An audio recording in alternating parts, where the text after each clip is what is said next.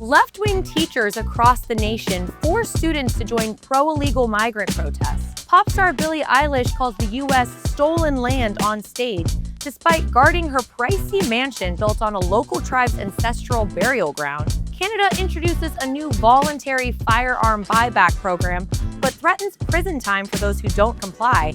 And a brave 13-year-old swims relentlessly for hours to rescue his family from a deadly ocean drift. We'll get into all of that and your quick hits now. What's up, guys? Welcome to the wrap-up, where we break down the biggest stories of the week that you might have missed but need to know. I'm your host, Casey. First up, left-wing teachers across the U.S. are forcing K-12 students to join anti-immigration and customs enforcement protests as foreign-funded activists continue to march in support of criminal illegal migrants. According to Mass Daily News, a Boston teacher posted a video showing children parading inside the classroom with anti-ICE signs. Many teachers embraced the previous administration's open border policies because, with the increase in illegal immigrants, more students from those families are being fed into the school systems for free education. As a result, more teachers are hired, and local, state, and federal officials shovel more tax dollars at schools. In 2024, the city of Denver spent $356 million on illegals, with a large portion of that going to city schools. Comedian Adam Carolla highlighted another left-wing teacher of young children, leading them to chant anti-ICE slogans. Stop hurting people. Stop hurting people. No, it's not. Another viral video depicted a middle school teacher openly crying with joy that her young, quote, predominantly white students are protesting ICE. But parents don't seem as happy. A furious dad posted on X that his child's school, Cabrillo Middle School in Ventura, California, supported a school-wide walkout to support the pro-illegal migrant cause, where school staff and 10 to 14-year-old students walked miles from school to participate in a protest. Breitbart reported that the mother of a student at Fremont High School in Nebraska is blaming school officials after her child was hit by a vehicle during a walkout held outside the school. And while the student continues to recover from her injuries, the school organized another anti-ICE walkout. Up next, woke pop star Billie Eilish is taking heat after piously proclaiming that the United States was built on stolen land, even as she has taken a man to court and saw a restraining order after he trespassed at one of her homes. No one is illegal on stolen land. Voices really do matter, and the people matter, and I say sorry.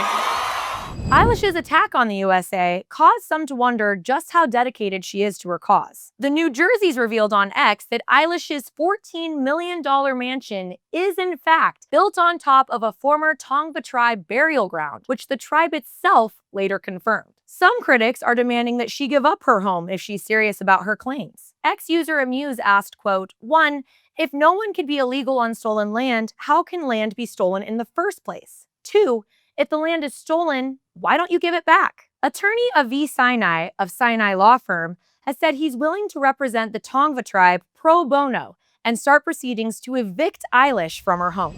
In our next story, hundreds of thousands of Canadians could face prison time if they do not turn in their newly prohibited guns under a supposedly voluntary gun buyback program that is being pushed by Canada's bureaucrats. Since May 2020, the Canadian government has tried to institute a massive, quote, assault-style firearms compensation program that will purportedly trade cash for prohibited guns. But if Canadians do not turn in a prohibited gun by October 2026, they could face up to 5 years in prison. Blair Hagan, an executive at Canada's National Firearms Association, said, quote, they have no idea where the guns are or who has them. So it's proving to be a very, very difficult situation for the government. An order in council issued by then Prime Minister Justin Trudeau in May 2020 banned thousands of firearms. Hagan described an order in council as a, quote, non-democratic legal instrument where the Canadian government can ban items like guns without having to take legislation through Parliament. Many Canadian provinces, including Yukon, Alberta, and Ontario, have indicated they will not assist the national government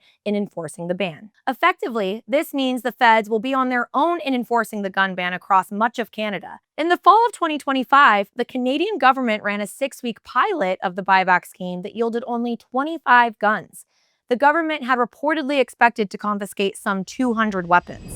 Up next, a 13-year-old Australian boy has gone viral after swimming for hours to get help for his family after they drifted out to sea. The Daily Wire reported that the family was out on the water off Quindalup Beach using kayaks and paddleboards, but drifted too far offshore when weather conditions changed and were unable to paddle back in. This resulted in Austin Appleby swimming 2.5 miles back to shore to get help. Appleby's mom said she had a tough decision to make when her kayak started taking on water.